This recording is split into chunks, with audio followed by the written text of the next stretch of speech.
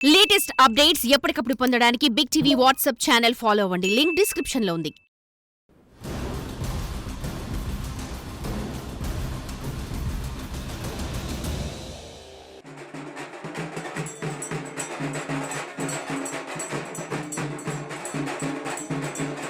గంగమ్మ జాతర చిత్తూరు జిల్లాలో ప్రతి గ్రామంలో జరుగుతుంది. ఏప్రిల్ మే నెలలో జాతర వాతావరణం ప్రతి గ్రామంలోనూ కనిపిస్తుంది. అయితే తిరుపతి తాతయ్యగుంట గంగమ్మ జాతరకు మాత్రం ప్రత్యేక స్థానం ఉంది. ఇక్కడ గంగమ్మను ఏడుకొండల వెంకటేశ్వరుడికి సోదరిగా భావిస్తూ ప్రత్యేక పూజలు నిర్వహిస్తారు.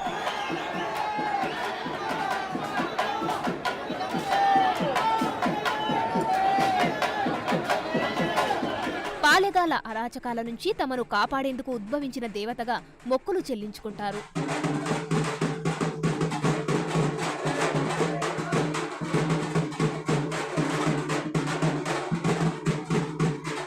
గంగమ్మ ఆలయంతో పాటు తిరుపతిలోని వేషాలమ్మ గుడిలోనూ 7 రోజుల పాటు జాతర జరుగుతుంది. గంగమ్మ జాతరలో భాగంగా భక్తులు వేషాలు కట్టి వేషాలమ్మ గుడి నుంచి యాత్రను ప్రారంభించడం ఆనవాయితీ. భక్తులు రోజుకో వేషధారణలో అమ్మవారిని దర్శించుకోవడం అనాదిగా వస్తున్న ఆచారం.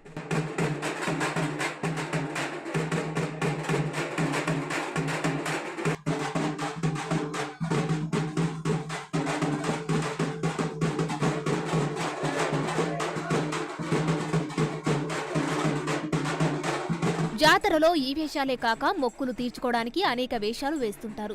ముఖ్యంగా ట్రెండింగ్ గా ఉండే వేషం వేస్తారు. తాజాగా పుష్పాలో అల్లు అర్జున్ గెటప్తో చాలా మంది అమ్మవారిని దర్శించుకున్నారు. దీంతో పాటు పులి వేషాలు, జానపద వేషాలు, కృష్ణుడు, రాముడు, ఈశ్వరుడు లాంటి వేషాలతో అమ్మవారిని దర్శించుకుంటారు.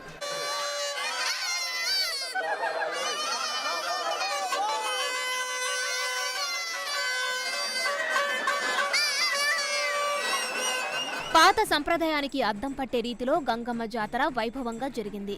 ఈ కుంభాభిషేకానికి కంచి కామకోటి పీఠాధిపతి విజయేంద్ర సరస్వతి, కుర్తాళం పీఠాధిపతి గణపతి సచ్చిదానందతో పాటు రాజగురువు విశాఖ శారద పీఠాధిపతులు అమ్మవారిని దర్శించుకుని పూజలు నిర్వహించారు.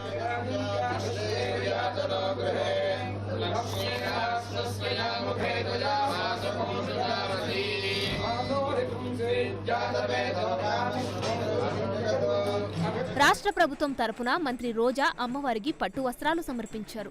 అయితే గతంలో కేవలం ఒకరిద్దరు మాత్రమే అమ్మవారికి సారె ఇచ్చేవారు. అయితే ఈసారి అందుకు భిన్నంగా ప్రతిరోజు అధికారులు, ప్రజాప్రతినిధులు సారెలు సమర్పించారు. దీంతో సామాన్య భక్తుల దర్శనానికి ఇబ్బంది కలిగిందన్న విమర్శలు వచ్చాయి.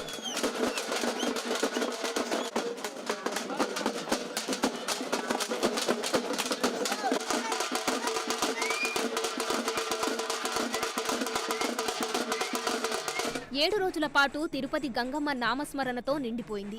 వీధులలో అమ్మవారి జాతర ఫ్లెక్సీలతో పాటు వాడవాడల ఉత్సవ విగ్రహాలు వెలిశాయి.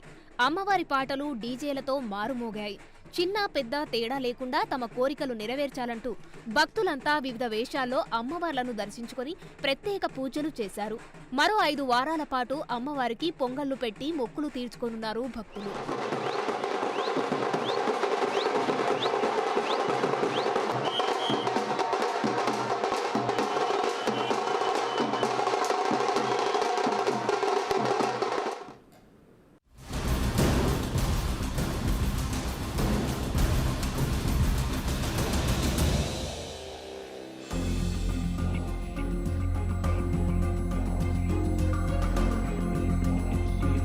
తాతయ్యగుంట గంగమ్మ జాతరలో అమ్మవారిని అవిలాలకు చెందిన ముల్లపుడి కుటుంబీకులు ఆడబిడ్డగా భావిస్తారు. జాతరకు ముందు రోజున ముల్లపుడి సుబ్బరామిరెడ్డి ఇంట్లో పూలు, పండ్లు, చీర, పసుపు కుంకుమలు, గాజులు పెట్టి గంగమ్మను పూజిస్తారు. ఆ సాయంత్రం జాగిరిపెట్టెలో వాటిని పెట్టుకుని అమ్మవారి మీరాశిదారులైన కైకాల, పంబాల వారిని తీసుకుని గంగశీల వద్దకు వెళతారు. అదే సమయానికి తిరుపతి నుంచి పంచెలు తీసుకుని వస్తారు. ఇద్దరు సాంఘ్యాలు మార్చుకొని మొదటి పూజలు నిర్వహించడంతో జాతర ప్రారంభమవుతుంది. అనంతరం జాతర ప్రారంభమైనట్లు మొదటగా తిరుపతిలోనే పెదకాపు వీధిలో చాటింపు వేస్తారు.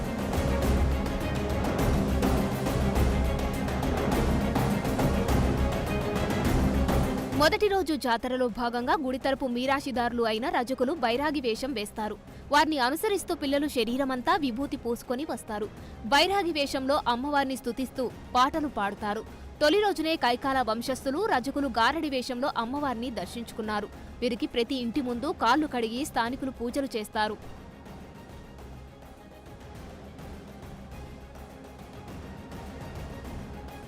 ఇక రెండో రోజు మీరాశిదారులు గొల్ల వేషాన్ని వేశారు. అయితే ఈ వేషాన్ని స్థానికులు ఎవరూ వేయరు.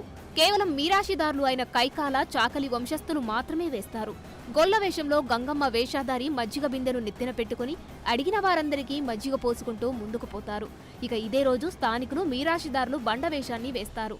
ఈ వేషంలో భక్తుల మెడలో పూలమాలలు వేసుకొని ఒళ్లంతా కుంకుమ పూసుకొని అమ్మవారిని దర్శించుకుంటారు.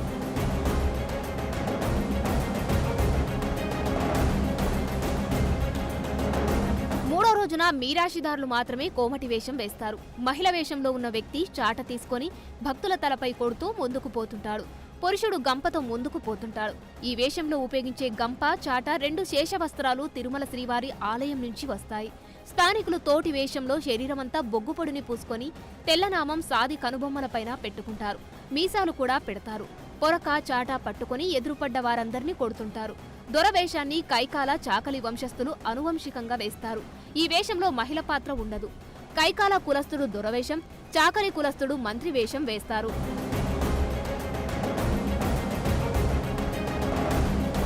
పక్కన తోటివాడు పాలేగాడి కొయ్యతలను పట్టుకుని నడుస్తారు. ఈ వేషంలోనే ప్రజలను వేధిస్తున్న పాలేగాడిని అమ్మవారు ఖండించిందనే కథ ఉంది.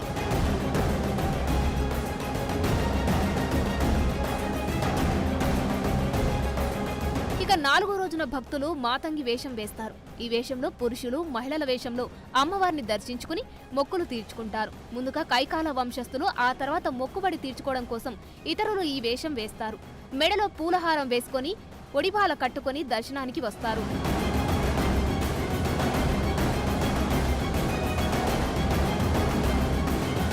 ఇక ఐదో రోజున సున్నపు కుండల వేషాన్ని తొలుత కైకాల వంశస్థులు వేయగా తర్వాత మిగతా భక్తులు వేస్తారు. సున్నపు కుండలకు రంధ్రాలు చేసి అందులో సాంబ్రాణి వేసి ముఖానికి బొట్లు పెట్టుకుని గుడి చుట్టూ తిరుగుతారు. ఆ తర్వాత అదే కుండతో దిష్టి తీయించుకొని కుండలను పగలగొడతారు. ముఖానికి పసుపు, నుదుట తెల్ల బొట్టు, అడ్డంగా కుంకుమ పట్టి నల్లబొట్లు ధరిస్తారు.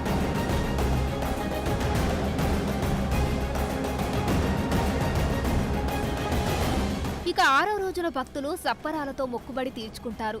సప్పరాలు కట్టేవాళ్లు ముందు రోజు నుంచి నియమ నిష్టలతో ఉండి ఒళ్లంతా గంధం పూసుకుంటారు. పట్టాపట్టి గుడ్డతో శరాబు కట్టుకొని తెల్లబనీను వేసుకుని తలపాగ ధరిస్తారు. సప్పరాని తలపై ఎత్తుకొని వచ్చి అమ్మవారిని దర్శించుకుంటారు. ఇదే రోజు అమ్మవారికి పొంగలు పెట్టి మొక్కులు తీర్చుకుంటారు. అదే రోజున జంతుబలులు కూడా ఇస్తారు.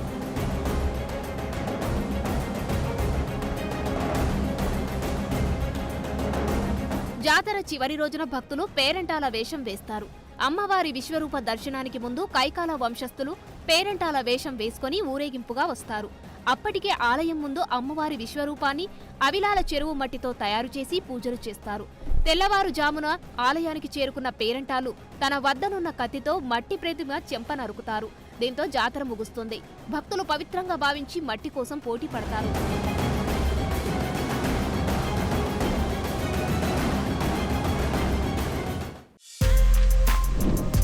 For more videos like this, subscribe Big TV channel.